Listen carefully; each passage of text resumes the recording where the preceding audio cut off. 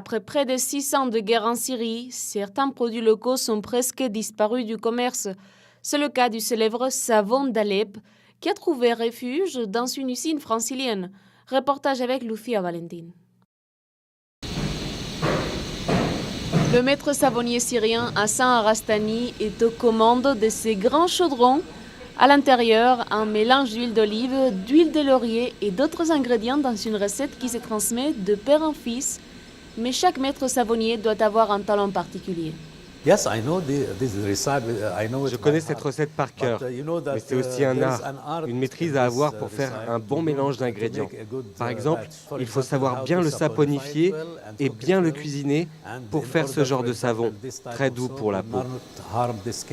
Hassan Arastani est arrivé avec tout son savoir-faire en France en 2015, après un parcours qui n'a pas été facile, ni pour lui, ni pour son associé Samir Constantini. Il n'a pas voulu venir en tant que réfugié, mais en tant que travailleur. Donc il a fallu faire beaucoup de démarches. Ça nous a pris un peu plus de 9 mois pour obtenir l'autorisation. Et il a pu obtenir son visa pour venir de façon régulière. Ensemble, ils ont recréé une usine syrienne de savon en plein Val-de-Marne, avec toutes les techniques ancestrales. Une usine qui finalement produit du savon made in France, une appellation très chic, mais qui n'était pas ce que le maître savonnier et son associé cherchaient à l'origine. Ah non, s'il n'y avait pas eu la guerre en Syrie, on n'aurait pas fabriqué le savon d'Alep en France. D'ailleurs, on a construit une fabrique en Syrie, M. Hassani et moi, nous sommes associés.